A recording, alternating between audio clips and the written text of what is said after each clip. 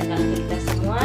Saya Nancy Gracelia Karolomang, NIR 18020338 semester 5 Prodi D3 Kebidanan Stikers Muhammadiyah Manado.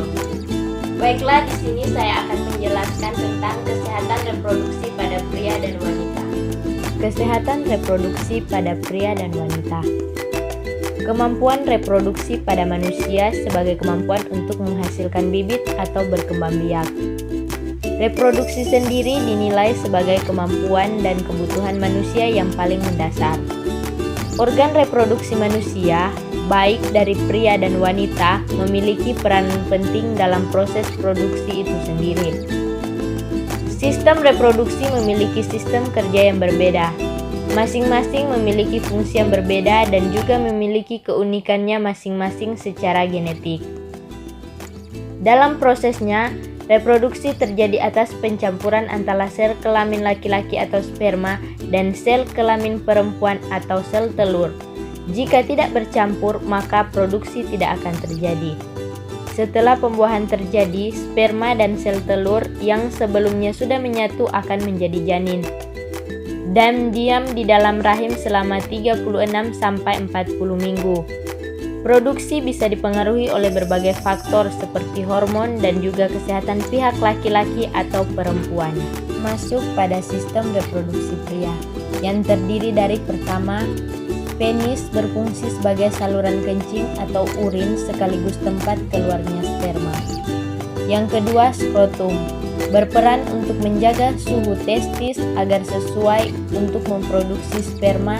Pada skrotum terdapat 2 buah testis. Yang ketiga, testis adalah alat kelamin bagian dalam, fungsinya untuk memproduksi sperma dan hormon testosteron. Keempat, epididymis merupakan saluran yang keluar dari testis, fungsinya adalah sebagai tempat penyimpanan sperma sementara.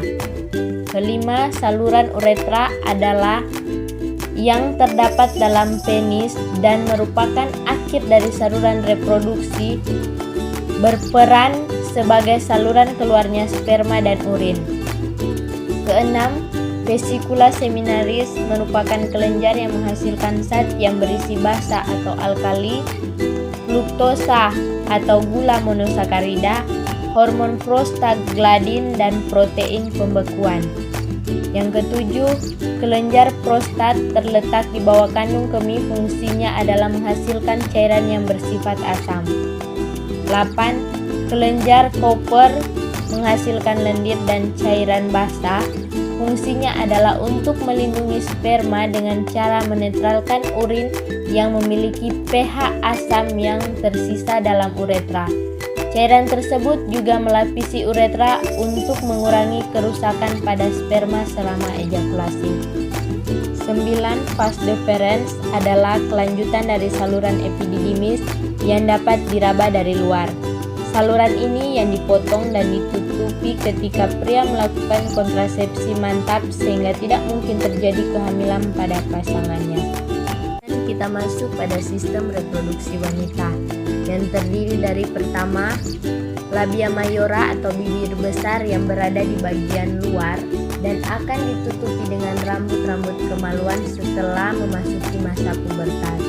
Yang kedua, labia minora atau bibir kecil terletak di sebelah dalam labia mayora dan mengelilingi pembukaan vagina serta uretra, yaitu saluran yang membawa urin dari kandung kemih keluar tubuh. Yang ketiga yaitu klitoris, merupakan bagian yang eriktil, yaitu bisa membesar dan membengkak seperti penis pada pria. Klitoris mengandung banyak pembuluh darah dan sistem serat saraf sehingga sangat sensitif saat berhubungan badan. Yang keempat yaitu vagina, adalah saluran yang menghubungkan lingkungan luar dan rahim sekaligus tempat mengalirnya darah menstruasi dan saluran keluarnya bayi. Yang kelima yaitu kelenjar Bartholin. Kelenjar ini terletak di kedua sisi vagina yang berfungsi menghasilkan lendir kental untuk melumasi vagina ketika berhubungan seksual. Yang keenam yaitu serviks. merupakan struktur rahim bagian bawah yang menyempit dan membuka ke arah vagina. Yang ketujuh yaitu rahim, berfungsi sebagai tempat berkembangnya janin setelah sel telur dibuahi oleh sperma. Dinding rahim atau endometrium berperan dalam pembentukan plasenta. Kedelapan yaitu saluran telur atau tuba Fallopi. Oviduk terdapat sepasang di tiap tubuh perempuan, yaitu di kanan dan di kiri. Oviduk memanjang ke arah samping dari uterus. Fungsinya adalah membawa sel telur dan empu di bulung ke arah rahim. Pada saluran ini terjadi fertilisasi atau pembuahan. Yang kesembilan yaitu indung telur. Merupakan tempat kumpulan sel yang disebut folikel. Di dalam folikel sel telur atau ovum dikembangkan. Folikel juga menghasilkan hormon perempuan yaitu estrogen dan progesteron. Itulah tadi penjelasan singkat tentang kesehatan reproduksi pada pria dan wanita. Lebih dan kurangnya saya mohon maaf. Assalamualaikum warahmatullahi wabarakatuh dan shalom. Terima kasih.